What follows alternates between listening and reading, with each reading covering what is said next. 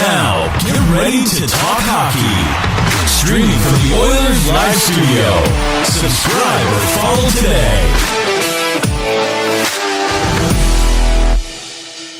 Hey, it's Michael here again for another Tuesday edition of Oilers Live. I'm pretty excited. I've got a pretty neat guest, at least the way I think, very neat guest. He is he's a hockey historian, let's call him, and the author of now two books, Hockey 365. What's it? Daily reading? Is that what it is? Or daily stories from the ice, and then Hockey 365, the second period, more daily stories from the ice. Awesome, yeah. There's a mouthful there if you get the full title in, I guess. But yeah, excellent books, both of them. Highly rated. Some pretty neat reviews, if I might add, by some pretty big names in your industry and in the hockey world. Thanks for joining me. My pleasure, Michael. Thanks for having me on. Yeah. So I read the pregame, as you call it, and the idea for Hockey 365 came to you on a beach of all places. Is that right? It did indeed. Yeah. So, run me through that. Like, were you just sitting in there, relaxing, enjoying the sun, and all of a sudden you thought, well, I should, what day is it today? And this is what happened on that day, or how'd that come about? Yeah, so at that point, I had been writing about hockey for a couple of years during that season in particular. So I was on that beach in Mexico in February of 2017. So that was my first season writing for Vice Sports quite regularly. So I was building up a pretty decent portfolio, and I also had some other opportunities with places like Sportsnet. So I was kind of starting to amass some of these stories, and at the same time, I was also doing daily moments in hockey history from my Twitter account. At my Comito. And so I just kind of, thought more and more about it, and that what I was building up, maybe that could lend itself to a book. And the reason I thought about that was because at that time, because of all the hockey writing I was doing, all I was reading were hockey books. And at that time, I happened to bring Val James's autobiography to Mexico. And I was reading his book, which is, again, a great book, Black Ice, if you haven't checked it out before. And it just kind of struck me that I read so much hockey stuff that if I really wanted to write a book, I should write a hockey book. And at that time, I was actually under contract with the university press to take my PhD dissertation and turn it into a book. And I just couldn't get going with it. I'd been putting it off every day after work. I'd put it off until eventually I just realized my heart wasn't in it. I didn't want to do it. And so on my way back from Mexico, I started to sketch out a plan of what I wanted to write. And it was essentially what would become Hockey 365. We got back in Sudbury. I emailed the university press and asked to get released from my contract. They happily obliged. No money had changed hands, so it was kind of just a clean break. I hadn't really done anything on it anyway, so I don't think they were missed out on too much of an investment. And then I got to work on trying to figure out how I could make Hockey 365 a reality. Yeah, that's excellent, and thank you for it. I mean, I think it was Brown Bears or Black Bears was the history. Yeah. Black Bears, yeah. Black Bears, yeah. Well, yeah, I love Black Bears, but I doubt I'd be reading a history book on Black Bears. So yeah, it was a big part of my life for a good 5 years. That's what I was writing about. And of course, because of that, all the gifts I was getting from family and friends were all bear related. So, I had a black bear tie, any kind of accessory that had a bear on it, they bought it for me. My parents even bought me, a black bear toilet seat. My wife refused to bring that into the first house we bought. So I think it stayed at my parents' house. It's still there. So it never made the trip to the new house, but that was our lives. Was every year it was like black bear stuff. We got to get it for Mike. So. That's right on. That's right on. I've got to ask, and now you've had this book out. You had the first one, which I think had some success, and certainly a lot of people read about it. In fact, the reason you're here tonight has a little bit to do of I happened to be in a bookstore and I snapped a picture of a bunch of hockey books, and asked the Twitter community. My following's a little smaller than yours. I asked them, what are you guys reading for hockey books? And of course, a couple of people came in and piped up and said, well, I'm reading Hockey 365, and they tagged you in there. And so that was, and then I saw that you had written the second period edition, and so wanted to have you on here. I've thankfully, and thanks to you, I've had a chance to read that. Some really great stories. I'll tell you, it's a ton of stuff I never knew about, and I didn't actually think you could find something for every day of the year, right? I mean, you'd figure come around late July or early August, it'd be pretty slim pickings. Was it hard to find items for those those kind of off-season areas? Yeah, I mean, to be honest, I get that question a lot for the dog days of summer, because certainly I think the signings and the other transactions start to dry up, especially late July and well into August, right? And so, but there's always at least something that's happened, and typically they're just on paper transactions and moves that occur. But what they allow you to do is kind of think outside the box. So again, the one example that's always stuck in my head is Archer Zerbe signing a contract with the Hurricanes, at some point in the dog days of summer. But I was able to use that in the first book as a jumping off point to kind of talk about his career up to that point. He had been kind of bounced around a little bit, and then after signing in Carolina, he had a resurgence there. So I think when you have those moments in the summertime, even though nothing really happens on that day other than somebody putting pen to paper, you can really kind of use that to step outside of that actual moment in hockey history and explore what happened that led up to that signing or trade.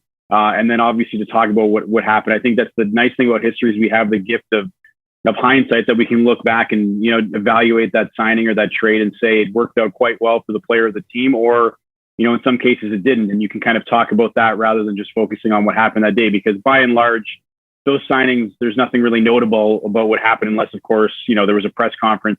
But if there's a press conference about that signing, it's probably not happening in August, right? It's probably happening on July 1st or whenever free agency opens in a given year, right? So I didn't mind that. I found that obviously because of the pandemic, there were some moments to choose from, because for the first time, in NHL history, we had meaningful games being played in August and then well into September.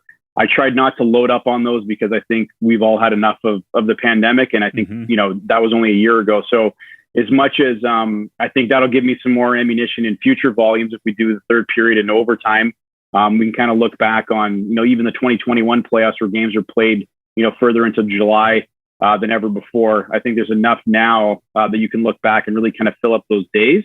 But I prefer being able to kind of step outside the box and just focus more on player stories and team stories when it comes to those signings in the summertime.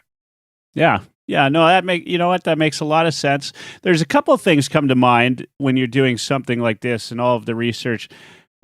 So one of the first things, what's the oldest story that you've published so far to date? Do you know offhand? Yeah. So I think in the first book we had, it was a story about when the first rules of hockey were formally published. And, that was in 1875. So that was definitely the oldest one in the first book. I believe in this book, I have a story between the first hockey game between Harvard and Yale. And I can't recall the exact dates off the top of my head. I want to say it's 1912. Certainly predated the NHL's arrival. So as much as the book is called Hockey 365, it definitely does predominantly pull from the NHL, which of course, was founded in 1917. And so you have a lot of stories from that period, or from that date up until the most recent 2020 playoffs. But certainly I tried to find some of those unusual stories that people aren't as familiar with. But predominantly I'm pulling largely from, the NHL era. Yeah. And so I'm curious, because I'm here and most of the people that watch or listen to the podcast release know I'm based in Halifax now. And I didn't realize this, but Windsor, of course, Nova Scotia, lays claim to being the birthplace of hockey. I didn't know that until I was out traveling across Nova Scotia about a couple months ago. Anything about Windsor in there for the Nova Scotia folks that that listen? No. So I don't want to tune out have the Nova Scotia folks tune out. But no, there's Windsor did not make the second period. But There will be a third period, so I'll make always a note. Is. Yeah, there always is. So I'll make a note that should be on the list for the next one. Yeah. Were you aware of that little fact, by the way? Yeah, no, I've heard. I think there's off. It's funny when you look back because there's obviously hockey traces its origins back to Indigenous peoples here in Canada, and certainly I think there's other cities that have laid claim to being the cradle of hockey, or when did professional hockey form? Which city had the first league? So that's a whole interesting thing. I didn't necessarily get into that too much in these volumes, but I think definitely as a hockey history lover and someone who's I think consumed a lot of hockey history books over the years, it certainly crops up in a lot of volumes I've read. Yeah. Now, outside of yourself, is there a go-to historian that you'd suggest, or somebody that if you had somebody you could sit around a campfire with or at a party talking to, that you think of that comes to mind that has a lot of hockey history up there in that noggin? Well, I would have to honestly say Jen Conway, who, if any of your listeners know who that is, that's at NHL History Girl. She's probably the OG when it comes to sharing hockey history moments on Twitter. I kind of followed in her footsteps and tried to, do what she was doing, but I think kind of tailored to how I wanted to maybe convey some of those moments using, video and GIFs and things like that. But I think her continued ability to continue to post interesting moments in hockey history. I think she seems like she's really good at hockey trivia as well. I'm not a great trivia guy in any front. So as much as I think, I loaded up my brain with the research to get this book going, I must say that I'm not great at trivia questions. As much as I probably would have known the answer and filed it away to get a story done, it's just not something that stays with me. But she seems like she'd probably be somebody you'd want to have at that party, rhyming off facts. I think she does a great job with her on this day moments that she does as well, but also just kind of injecting these regular these other interesting facts throughout the day as well. So I think if you're going to have a hockey history party, Jen is probably going to be number one on your list. I've also definitely appreciated a lot of the work that Stan Fischler has done over the years. Certainly go back to that and read some of his old volumes. I think are always great. I remember we were vacationing in the Muskokas a couple of years ago, went to an old bookstore, and they had some of Stan's older books, and I picked those up for a couple bucks, but they've certainly come in handy over the years just to kind of reference back and see what he was thinking at the time. Yeah, that's great. And by the way, for those listening, you can find Jen at NHL History Girl, and I definitely see her tweets come up once in a while. I wasn't following her. I am officially now. So there we go. Yeah. So that'd be good. And of course, are there any Oilers historians that you took to? Obviously, mostly Oilers fans that listen, and there's a lot of Oilers history in the past. More recent history, but any particular folks that you were in touch with or read through? Not necessarily anyone that I would think is necessarily labels themselves as a historian, but I think because passionate hockey fans, by some extension, I think are passionate about the history of their teams. And so I think there's quite a few Oilers accounts that I follow. Bruce McCurdy is one that comes to mind where, again, I don't think Bruce would style himself as a historian, but I think certainly given his, perspective and coverage of the game throughout the years, like I think he is a go-to, for some of that Oilers wisdom. So I think, I couldn't necessarily say a historian that comes to mind, but I think, and I'm kind of drawing a blank on some of those Oilers accounts, so I apologize, to those individuals out there. But certainly, I think you've got to follow, I think, the most ardent fans within those respective circles, and through whoever it is, you'll get like some great perspective on what's currently happening, and somebody who's probably covered that team or watched that team develop over the years, and they can recall, some of the highs and lows from as far back as the 80s. Yeah, I can think of a few, and most of the people that listen again know who these are, like Bruce McCurdy. I don't know if you know Alan Mitchell, Low Tide. Yes. Yeah. Bob Stauffer, another good of course. Bob seems to remember absolutely everything that's ever happened to him over the past 40 years. Incredible memory. Probably a guy you'd want at that trivia contest. And then, of course, it would have been great to talk to Rod Phillips at any time to hear some of his perspectives going on the trail with the Oilers during those big times. Of course, Hall of Famer as well.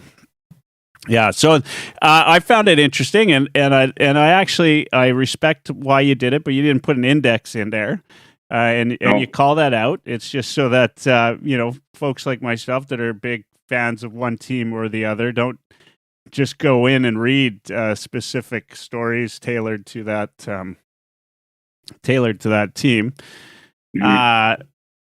So I thought that was kind of neat, and of course, that's the first thing that came to mind was, where are all the Oilers stories? But after I read your explanation, I felt a little guilty thinking that, and so I did read it day 1 through day 365. Well, I appreciate that. That was definitely a conscious, or that was a deliberate decision with the first book. I don't think we made a note about why we didn't have the index, but it was for that exact reason you mentioned. Was we wanted people to try to read it cover to cover, rather than just kind of skimming through their favorite teams or players. This time around, I obviously drew attention to that in case, somebody were to ask again. I think one of the other things that people like to do, if once they realize there's no index and they can't find their favorite player or team, is find your birthday and find out what happened on your birthday. That's always something that some people say to me when they've cracked the book for the first time. Is the first story I flipped to, was my birthday, and they'll tell me what happened on that day. Yeah. No, that doesn't surprise me. I actually didn't do that. No, maybe I'm in the weirder bunch, but wouldn't be the first time. Now, curious, because you say there's other folks you'd like to have at that hockey trivia table. Is it something, though? I mean, you've put a lot of blood and sweat into these 2 volumes, no doubt. Do you remember each day in particular? Like, would you be able to say, wake up today and say September 14th? Well, that's, what happened on this day. Are you pretty good with that? Sometimes, yes. It honestly depends. I think when you're living in it and you're like, 'cause when it comes time to write this book, it's basically just, it's like a mix between a marathon and a sprint, because you're constantly working on it every day, but it is like through a protracted period of time. So, just to kind of give you some inside baseball here, I started writing this book just kind of quietly on my own in June of last year. I hadn't contacted the publisher about whether or not we could explore a second volume or not. I just wanted to see if I had the appetite to do this all over again. So I kind of went at it quietly for a couple months, and I think I'd made some good progress, and I was happy with where it was going. I was enjoying everything. So then we finally, we made things official in August of 2020. And then I had until January to complete the manuscript. So I had a couple months head start, but it's a 6-month turnaround from when that manuscript needs to be filed. And so when I did the first book, I didn't start writing until I had a formal agreement in hand. And so that was the same time period, August to January. So it was a really crazy ride for the first one. I knew how taxing it was to try to get all of that done outside of being at work and trying to be a good dad and good husband. So this time I tried to build in at least a couple extra months of wiggle room.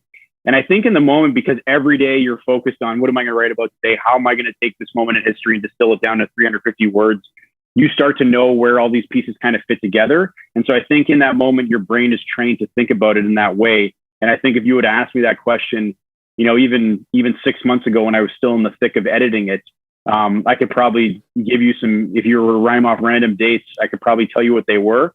To be honest, right now, it would probably be luck of the draw. I'd probably have to look at the book myself. Even I'm thinking of my birthday, and I honestly don't even know what happened that day, what I wrote about in that book. Right. So it's, I think in the moment you're so invested in it. And then once you've kind of cleared those major milestones, you kind of just let it all out, so you can move on to the next task. Yeah. That's no big surprise. I mean, anytime anybody that's written anything, right, would probably tell you the same, up to and the time that it, goes anywhere, you remember seemingly every detail. And then, once you've hit send, so to speak, that's it. It kind of leaves your brain just as fast as as it went. So I did have one comment on Twitter about the no Nova Scotia references, and the question then was, what about the CHL, or the Color Hockey League in the Maritimes in the 1800s? And obviously I don't think that made it in, but you did reference black ice, and you referenced something else, which is, kind of a theme, in recent years, which is diversity. You've got, obviously, in the second period, I know your focus is mainly on the NHL. I think, though, you did a great job of incorporating some women's hockey and of course some of the black hockey leagues and that, or black players in the league. I think that's great. Those things, I guess, they have to be, it's got to be a conscious effort, I think, in order to include all of that. Did you find that sort of a difficult process in order to make that work out for the second period? No, yeah, because you're right. I think with this one, I had tried, to do that more. I know that in the first book, despite the fact that it's Hockey 365, it was predominantly focused on the NHL. There was a couple stories about women's hockey history, or at least some women's moments in hockey in the first one. But the reason why I tried more this time around, and again, admittedly, it's still very much focused on the NHL, which, is and remains a predominantly white men's league. And so those are the stories that are kind of peppered throughout. But I had people coming up to me after the first book who would tell me that, my son or daughter isn't a huge reader, but they're a huge hockey fan, and they read your book cover to cover. And so it kind of dawned on me that when I went into the first book writing this, I didn't think that, kids would be my target audience, right? I thought I was writing for people like myself who wanted to read hockey history. And I think that's still a big part of the audience. But I think because the book is written in such a way that I believe is fun and accessible, and obviously by having each story just as a page, it's pretty it's easily digestible from readers from the age of 10 all the way up to 80, right? And so I think because I knew more about that this time around, I heard from parents that my son read this book and he loved it and he can't stop, rhyming off hockey history facts. I felt that I had more of an obligation to try to dig up more of those stories that sometimes get overlooked. I think certainly there's still a long way to go. And I think that ultimately, when it comes to the third period, or other later volumes, that I still have a lot of heavy lifting to do, I think, to bring more of those stories into focus. I think, the Colored People's Hockey League did not make it into the second volume. That was actually a book that I had read during the pandemic. It was just a matter of, I think, sometimes trying to line up the dates and trying to find the corroborating evidence to make sure that, what we've read or what we found actually happened on this day. But I think that that's all part of the process. And I think that's the nice thing about hockey history, is that you could fill multiple volumes, right? We could talk about going into overtime and, sudden death, second overtime, third overtime, on and on and on, right? So certainly I don't think my job is done. I think there's still some more stories to tell, and hopefully to expand the lens, to include all people in those stories as well. Yeah. No, I think that's great. And I admire, I'm myself am 50% Cree. So, recognize, the Indigenous people and their contribution to the game of hockey. And I do appreciate when people make, at least an effort to do what they can to, include some of the diversity that is our game. And I think it's great. And as I said, I thought that, you did well. You're right about the NHL. It's, a men's league, and it's predominantly white, but there are other stories to be told. And so I think you did a great job. On top of that, I guess, one of the things that I'm kind of curious about, as you said, you're not going to remember every date, but there's got to be a couple of stories that, in your research kind of maybe either surprised you or were most memorable for you. Maybe one or two stories that you, off the top of your head, that kind of, maybe opened your eyes a little bit, or you thought, hey, that's kind of neat. I didn't realize that happened. Yeah, no, that definitely happened a few times. One that immediately comes to mind because I didn't know the story before I ended up going into it was I knew that I was going to include a story about when the Kings acquired Terry Harper from the Canadians. And he had quite a story growing up. He had some significant burns as a youngster. Doctors didn't think that he would obviously ever play hockey, let alone walk.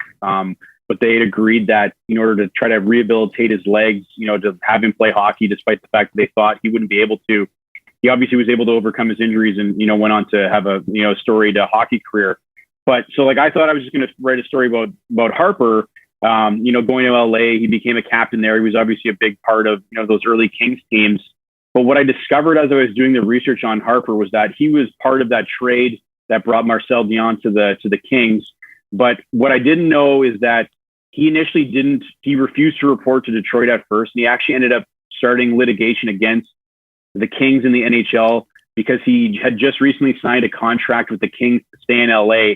And after sending him to Detroit, he felt that the Kings had breached contract with him.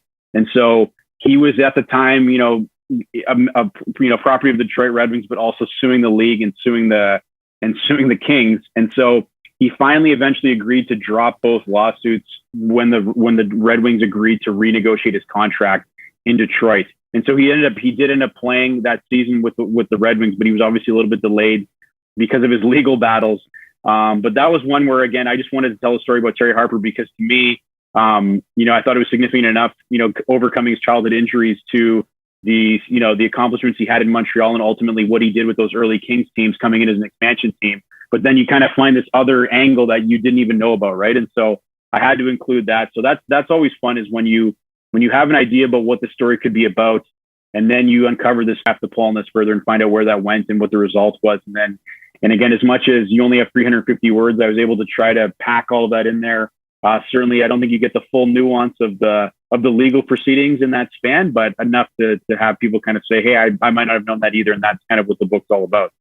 Yeah, that's I think that's interesting, and it kind of brings another thing to mind. I think I've heard it said about screenwriting. You end up there's some things when you write a screenplay you just take out because you thought they were so important to the story, but you don't have room for them, and you have to take them out. There's got to be a couple of stories that you're disappointed didn't make it in. Right, whether they just didn't fit. Because I mean, you're going day by day. You either have that day covered already, or you don't. Right? Is there enough out there? I mean, you're saying there's enough for a third period, probably an overtime, maybe even a double overtime, and so on. Are there? There's got to be some. Are there any stories that you're disappointed didn't make them in? And you don't have to tell us what they are because we don't want to ruin them for the next. But are there some stories that you're disappointed didn't make it in? There's actually one that I had tried. I tried hard to fit it in there. And I'll share this one because I've shared it on Twitter, so it's not trade secrets by any means. But this was it was a report from the 1930s about this. It was in a boys' league. And there was this goaltender. I believe his name was Abby Goldberg. I could be wrong, so correct me if I'm wrong. But you can try to find the tweet. And the story was that he had played a hockey game in net, but he had a pack of matches in his pocket along with a cellophane comb. And when the puck hit him in his pocket, it hit with such force that it struck the matches, which then ignited the comb. And so, I think the headline was goalie pants on fire. And so it became this thing where, and again, I think it was, I shared it on Twitter and it kind of, I thought it was great. And I think we got a lot of interesting response from people who probably hadn't heard that story because it wasn't from a professional league. It wasn't from the NHL. It was from this poor 10-year-old boy in Montreal. What I struggled with was that, it obviously would have had to have taken the place of probably a more significant moment in hockey history. I was also unsure of, could we verify that actually happened on the day that it did? Again, certainly you look at the day when the story was published in the newspaper and, they'll typically say on a Thursday night, so you can go back and try to pinpoint that day in the calendar. But, this wasn't a league where there were probably plenty of reporters following the games. Right. So it was kind of one of those things where I had the story like almost like written in my mind of how it was going to kind of flow, and people were going to be, I've never heard of this before. Like, this is really interesting. Ultimately, I decided not to do it. I forget what we ended up putting in place of that, but that's one where I think I would revisit. I think maybe further down the line, just to find more fun, quirky stories. I think that's a great one that again, where I tried in earnest to try to, justify it in my mind to include that. But I think poor Abby will have to wait maybe till the third or the overtime volume to have that story included. Yeah. It sounds to me like the legitimacy of the dates are very important to you. I mean, it's maybe important. Maybe you do some type of an edition where the dates don't matter, right? And maybe the stories do. Yeah, that would be a lot. That'd be, I think, a little less stressful, because certainly I think I agonize over the facts. We obviously have a fact checker that works with us too, and I certainly, double, triple fact check my work. Obviously, I know that you're not going to catch everything, but yeah, I think if you were to do a best of the theme of Hockey 365 and you just pick the best stories from around from across the year without necessarily being too worried about this happened exactly on this day, we know it happened probably around this month or this week. That's maybe where we can include a story like that. Yeah. Still a great story nonetheless. I'm kind of curious now. I'm just thinking as I'm listening to you speak about this black bear history of the black bears, and then I know a little bit about you. You do you're a historian for the Sudbury Wolves, if I'm not mistaken. You do some work for the LA Kings. You've written for across all of these different hockey platforms. Well, how? Like what? What? How does somebody? Was it a natural transition, or were you kind of like some bloggers out there got their start just writing a few stories here and there, and while you were doing your PhD and that, or how did it all come about? How did you become this hockey historian, this guy that's writing us all these stories now? Yeah, I would say it wasn't a seamless transition. I was studying, the history of black bear hunting and management in Ontario at McMaster University in Hamilton. And, I had obviously taken a wide array of history courses throughout my time at university, including, sport history. I'd read a lot of sport history. I'd read hockey history. I just never made the connection that was something I could pursue. I always, after starting my master's, I'd focused on a forest fire. So then I just kind of found myself in the environmental history field, which led to the whole, the black bear topic. But it was kind of when I was going through that, I was looking for a different outlet, to kind of channel some of my creativity through that process. And I realized that the skills I was developing as a historian, the researching skills, the communication skills, could lend themselves to hockey and telling hockey history stories, or just telling any kind of hockey story. And so I did admittedly start just my own website. I had my own blog where I was doing it was like a mashup of Canadian history with my expectations for the slate of Canadian Canadian NHL teams that were playing that night. So I would say, on this day in 1931, the Statute of Westminster was signed, and tonight these 5 games are happening. Here's what I think the main storylines are going to be, and here's my predictions. And I, did that throughout the season, tallied up, my wins and loss record. It was more on the losses than on the wins, and that's really kind of how I got my feet wet. I ended up then from there adapting that idea for a Kings fan blog called The Royal Half, where I was doing moments in California history, but then sandwiching Pacific Division games between it. And I was doing that every Tuesday, Thursday night, where I would provide a different moment in California history and then my take on what was going to happen in the Pacific that night. And, I appreciated The Royal Half for giving me that outlet and letting me kind of find my voice. It was a bit of a Frankenstein that I don't know who the demographic was that wanted both the hardcore, like Canadian or California history, along with my take on what the Kings were going to do in Dallas that night. But I think it kind of gave me the confidence to move forward. I got some other opportunities here with my local paper, The Northern Life, to kind of take that Canadian history thing and adapt it for that. But it was after doing that for a few years that I realized that if I really wanted to kind of make further inroads into, the hockey world, I should probably just stick with the hockey stories. Obviously, as I mentioned, there's plenty of great hockey writers and historians out there that I've been following and reading over the years. And I just felt that this was the thing that I really liked to write about. I certainly liked what I was doing in academia, but it just wasn't something I saw myself doing long term. I didn't think that I had the appetite or the stomach for writing peer-reviewed journal articles. I wanted to write stories that people would read and connect with and have fun with. And so that's kind of where the hockey came from. And to be honest, from there, it just kind of snowballed. I got some opportunities with Vice, with Sportsnet, had a couple bylines with The Athletic, and then that's kind of where the book kind of came into it. And then within, like right around the time that the book came out, I started doing my first stories for the LA Kings. To date, I've written over 50 stories for the Kings. And I also became the Sudbury Wolves team historian just a few months before the first book was released in 2018. And so, again, I think I've been fortunate enough to get some opportunities that have come my way.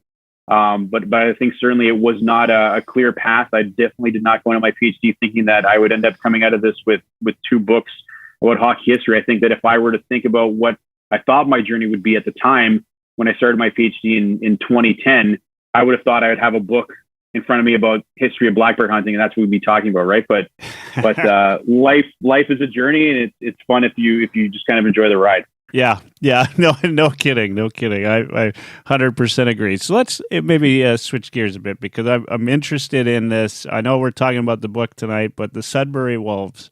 And I wish I remembered his name. A couple of years ago, I played hockey with the guy who played for the Sudbury Wolves.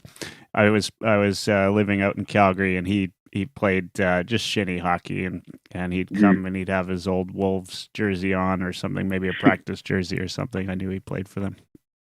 Anyway, now every team's got a Wikipedia. Do you regularly check the Wikipedia for make sure it's got the right facts? I'm just curious about this because I mean, honestly, if I was a historian, that's what I'd be doing. I'd be constantly checking my area of interest and saying, well, that's not right. That'd be a full-time job. Yeah, no, I think that could be a full-time job, not just for the Wolves, but I think for all the teams out there. I think, and I will admit that I think the Wolves page is probably a little more sparse than what you'd find at the NHL, but I think I would definitely go to that and check it out. I would never make edits, but I would kind of flag things where I would uncover through the course of my research that didn't happen the day that that it said it did, or maybe these individuals were not involved. But I think in my role as team historian for the Wolves, I think it was kind of going into it, you thought you'd be doing more of those, I think the curation and, preservation of those moments in hockey history. But I think what became clear pretty early on was that what the goal behind that whole project has been is to try to find ways to connect, I think, the younger fans that we have now with the previous generations. I mean, the Wolves have been around in Sudbury since 1972. They've had a lot of great players over the years. There's people who take their kids to games now, or grandparents who take their kids to games now that watched, Mike Foligno and Ron Duguay and Randy Carlyle tear it up in the 70s. And, up until recently, like you're watching Quinton Byfield do his thing with the Wolves, in the time that he was here before he was drafted second overall by the Kings. And so it was always, there's that communal spirit there where you're taking family members to the game, and you have these family members who remember these different eras in Wolves history. And it's just a matter of trying to connect with them in that way to try to, build that investment into the team across the board. And so that was always the goal. And so I think we realized that it wasn't going to be me, in an archives trying to, put all these documents together so that future historians could look at them. It was more of telling those stories immediately that could have an impact with the fans.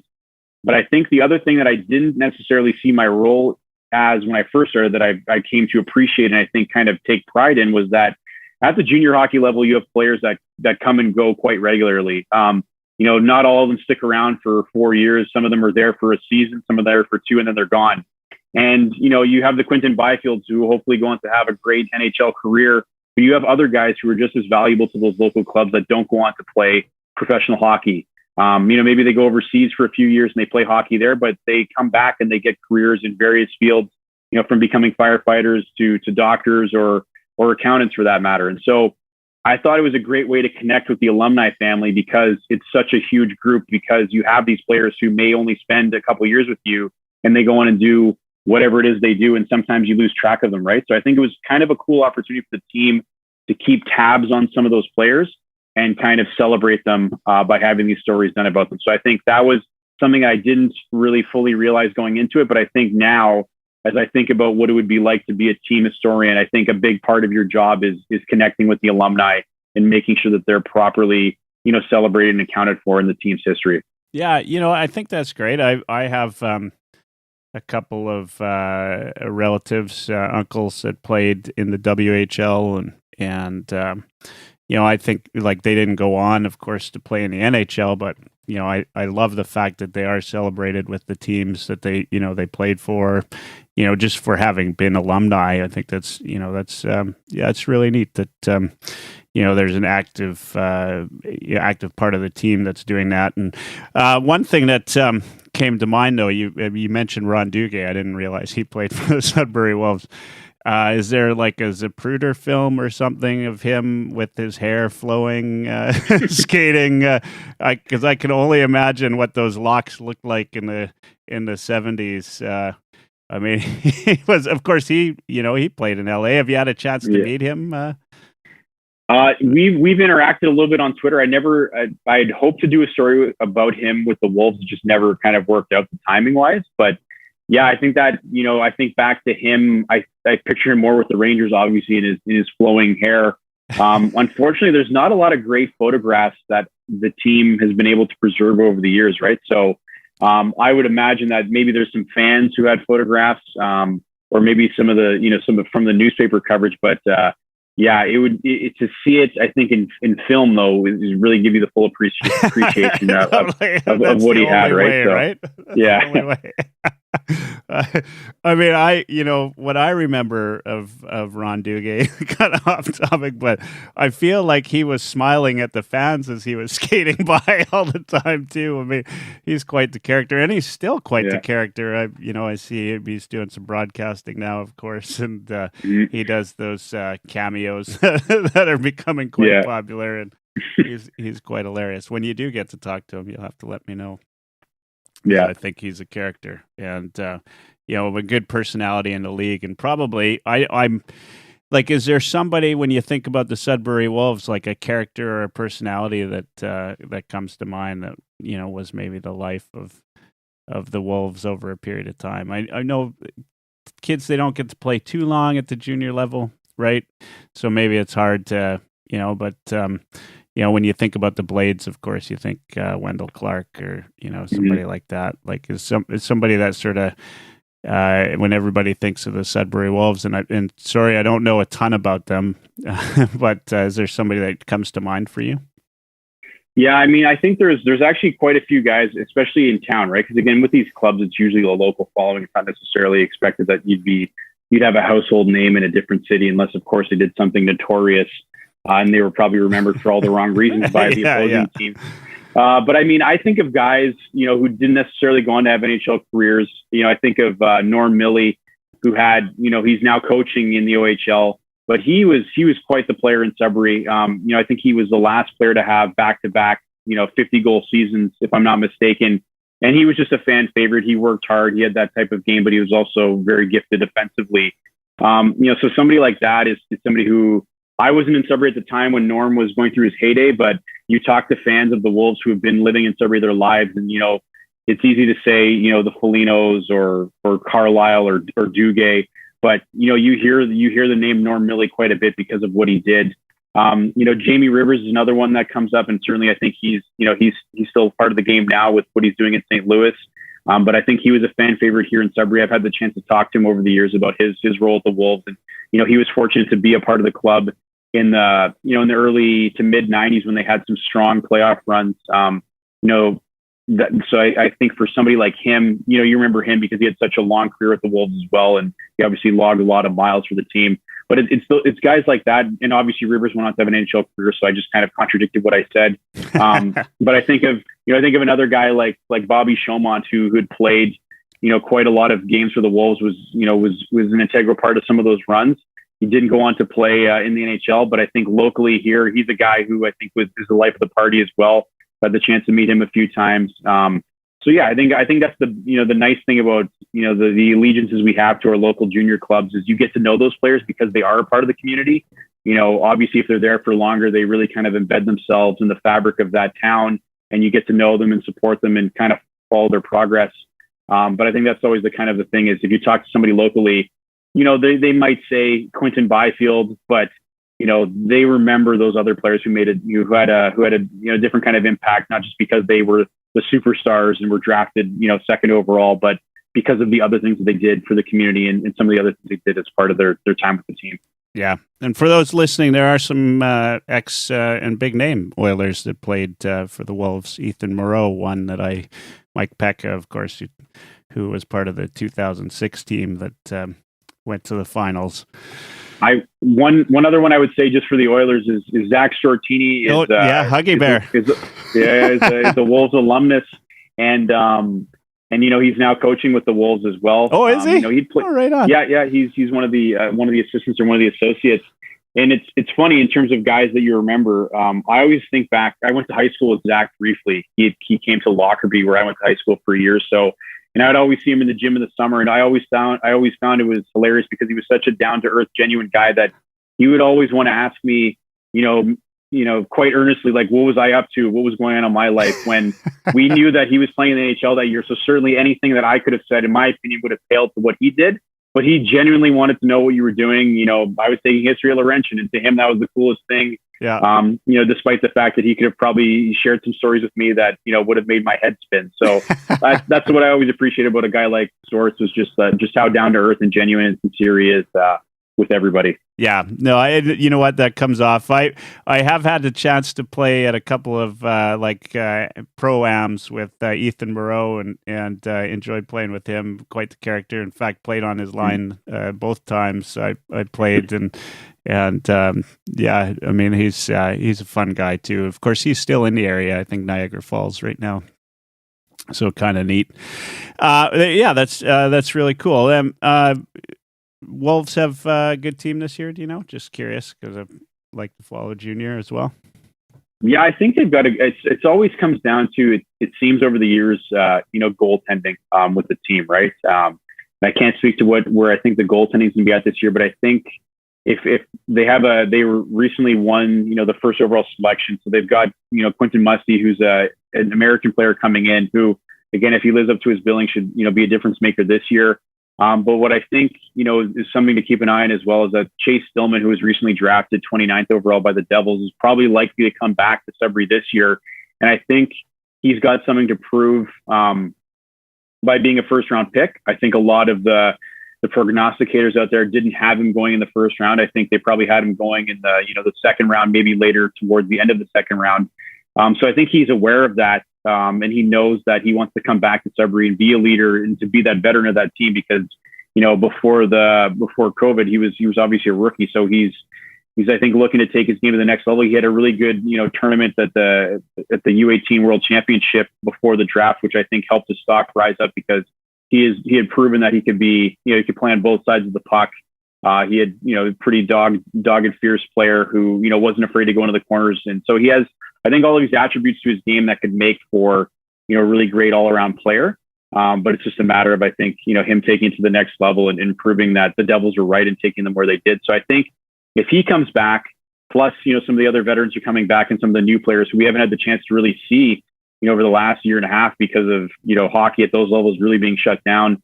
I'm just really excited about being able to get back into that old barn. It's been around since the early 50s. If your listeners aren't familiar with the Sudbury Arena, I'll share this one quirk about it that, and this goes back to pre-OHL or pre-OHA days. They have this taxidermic wolf that hangs from the rafters. And whenever the Wolves score, they hit a switch and the wolf goes across this pulley and it stops in front of the opposing team's bench, just kind of hovers in front of them, taunting them. And then they retract the wolf. It goes back up into its corner and they do that. So there's nothing better than going to a Wolves game when they're lighting the lamp. That wolf keeps going by. It doesn't matter how many times you've seen the Wolves play. It doesn't matter if you're 36 years old like me, or if you're taking your daughter for the first time. The look on people's faces when that wolf comes out is priceless. And it's always a treat to take somebody to a Wolves game for the first time because you want to tell them, keep your eye on that corner. If they score, that's the first thing you have to look at is to watch the wolf make its run across the ice. Oh, that's right on. I wasn't aware of that, but that's really cool. Yeah, I got out to as soon as I got here. I'm new to Halifax, but this year I got season tickets for the Mooseheads. Oh, right on. I'm a big junior hockey fan, and of course the Q is an exciting league, as is the OHL. They all are, to be fair. But I did get out to a preseason game here a couple nights ago, and it was great just to be in an arena again and watching a team play and hearing the whistle and hearing the ice and all of those things that I think we took for granted for so long. Yeah. And so it's really great, and hopefully all stays as is. And I'm watching a lot of Mooseheads hockey this year. Of course, World Juniors will be back as well. I just got a note in my email that my tickets are still available for Edmonton. So maybe I'll be spending some time over Christmas with some old friends. We'll see. Not a bad way to spend the holiday. Yeah, no kidding. So I've got to ask, and we're closing in at the end of the hour. But there's got to be, we talked a little bit about this, 350 word limit. Let's get back to this, to your book. So Hockey 365, the second period. What's a story that you can think of that you really had to crunch it to get it down to 350 words that here and now you got 9 minutes. Maybe you don't need to use them all up, but what's one that you can think of the story that you just there's way more to it. Is there one that comes to mind? Well, I mean, I think all of them you could devote more than 350 words, right? But I think to go back to one of the points I made earlier, that I think in the moments as you start to get into it more and you get a rhythm and you're doing 2 of these, 3 of these a day, every day for like basically 6 months straight, your brain figures out how to take what is oftentimes like a very, complicated or protracted period in a player's career or in a team's, history, and try to like strip away as much of it as you can without losing too much nuance, that it kind of becomes a skill, right? And so I think that once I kind of got into that groove, like, you just knew and accepted that you were not going to be able to talk about all of that, right? It's just impossible to say, well, we can add this in, and I can add this, and I can add this in. So I think that was, one of the things I learned going into this process, especially knowing that we had the limit. There were certainly some times where, sentences had to get cut, things had to be removed just because we were going to be over and it was going to go over to the next page. But I think just knowing that was the game plan going into it, I had accepted the fact that you weren't going to get to tell everything, right? And I think there's definitely sentences where you're like, we should have kept that because I thought it was a really great line, and that, maybe I thought it was funny, but the editor's like, it's not that funny, we can get rid of it. But yeah, I think because you know what it's like going into it, you're more, I think, in a better position to kind of, cut ties with certain sections that you're just not going to be able to cover. I think one of the other nice things is that, while one story focuses on one event that happened on that given day, I've revisited other stories, right? So players appear in multiple stories. So if you're not able to kind of cover it in one story, you can kind of shelve them to another part of the book and kind of pick it up there, maybe where you left off. So no, I think it wasn't necessarily as challenging, as I think you might expect, because I think once you kind of get into the groove, you just kind of know that that's your reality, right? And that you're going to have to cut it off at some point, and you're just going to have to accept the fact that, I think also part of it too is knowing that the hardcore hockey history fans know how those stories end. So yeah. I think I have game 1 of, the 1993 playoff series between the Leafs and the Kings. We know how that story ends. I don't talk about how that story ends because obviously it's painful to revisit, but it's kind of leaves off that the Leafs won that first game, and it was obviously a pretty night to remember with Clark and McSorley. But I don't revisit the series again in the book, but we all know what happens in game 7, right? Yeah. So. Yeah. One of the interesting things, and I was just kind of hopping around today's date because, it's relevant as we're reading, I mean, if I was to read it and I suspect most people will be like me. They, in fact, one of the reviews you got from a pretty big name, I think, was, I had a hard time sticking to one day at a time, and you certainly can't once you start reading it, and you read and you keep reading, and you realize you've done a week, maybe 2 weeks in there. But if I'm just going around, of course, tomorrow is the Howard Chuck to Lemieux to Gretzky to Lemieux goal, which is phenomenal, and a Canada Cup, which I miss from those days. I think you just said you're in your mid-30s, so you probably don't remember that quite with the same level that I remember it. It was pretty exciting. I'm about 10 years older. And in fact, you probably would have been like 2 or 3 at the time. So it's too bad. But I'm sure you've seen tons of video. But live, it was of course pretty intense and pretty exciting. That was an interesting time. But the one that September 19th. I don't know if you remember what that date is. I have the book, so I could do a quick flip. So I'm prepared. Yeah. All right. Yeah, you might have a couple copies nearby. Yeah, I've got a couple copies kicking around for sure. Yeah, so there's one, for you as a Leafs fan, for me as an Oilers fan, of course, that was a bit of a big deal. Again, you were probably like 5 or 6 years old, but I've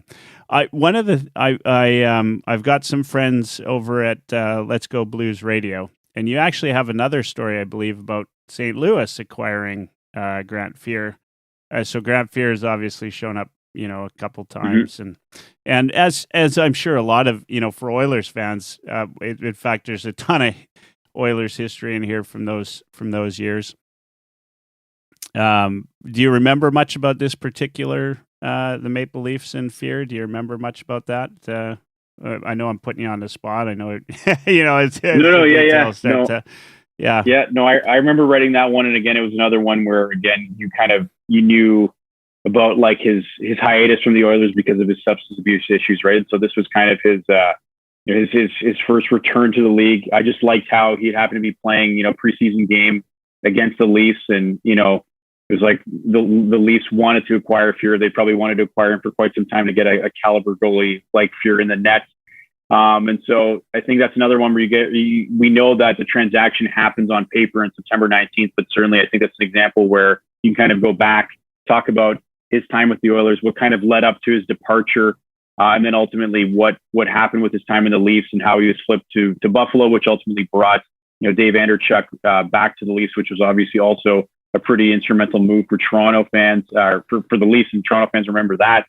So I think that's what I try to do with those stories is again, when you can kind of go, try to find as much information as you can about that player and see what else is interesting other than just what happened that day. Because certainly, again, it's still pretty much, not quite the dog days of summer, but September 19th, we're still just in the middle of preseason, still, a few weeks away from the regular season starting. And so if you're able to kind of take something beyond, what had led up to that trade in a preseason matchup, I think it just adds a little bit more color to the story. Yeah.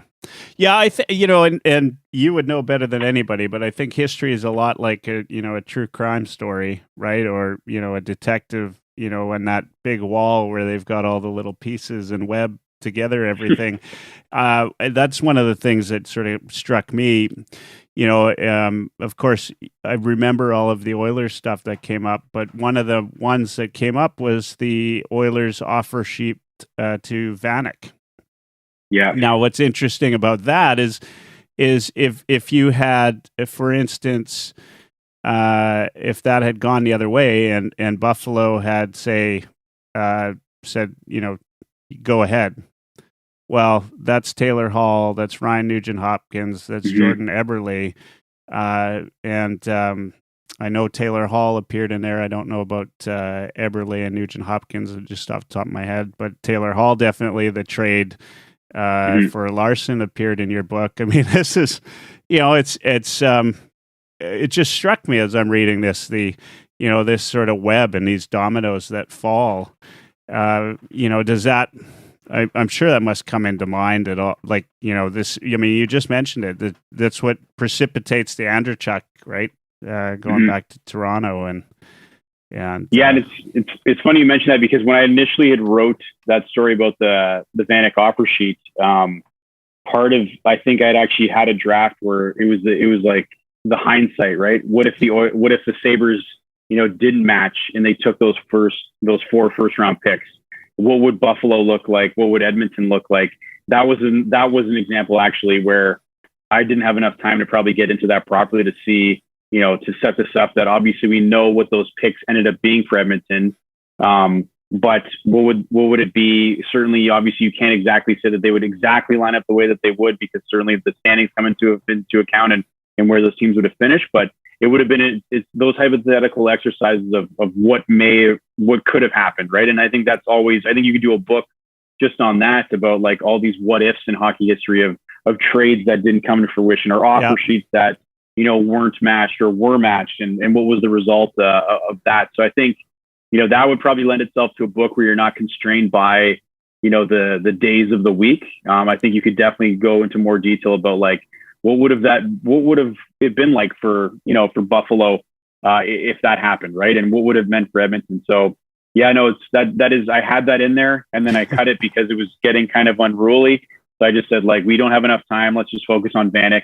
There's kind of a neat little, ending point there when he gets traded to the Islanders, right? So yeah, no, that's great. And if you happen to do a what if book, I hope in the pregame you mentioned that. I got the idea from Michael on Oilers Live. Oilers Live Tuesday. Yeah. Hey, Mike, we've been at this for about an hour, and it's been great. I could definitely talk to you all night, and or for 365 days. I'll let you finish just by kind of letting everybody know where they can find Hockey 365, where they can find you, and then any other little last tidbits you might have. Sure. Well, yeah, you can find me on Twitter at Mike Comito. And then, of course, the book is Hockey 365, the second period, more daily stories from the ice. It's not officially out yet in Canada. It comes out on September 28th, but you can still pre-order it from wherever you like to get books. That includes Amazon, Indigo, or your favorite independent bookseller. If you just want to go in and ask them to pre-order it for you, they will. But otherwise, in 2 weeks' time from today, exactly, the book will be out. So I look forward to doing that. It's obviously going to be a little bit different this year. I did an in-person launch 3 years ago. Might be a bit of a mix of in-person and virtual delivery this year. But I'm still excited to get the book out there and have people read it. So I think, that's probably where I leave it at, is if you can find me on Twitter, you'll probably find where you can buy the book. But definitely check it out wherever you like to buy books. You can find it there under Hockey 365. All right. Well, thanks so much. I'll get you to stick around just for another minute. Thanks, everybody. Have a great night. We're out of here.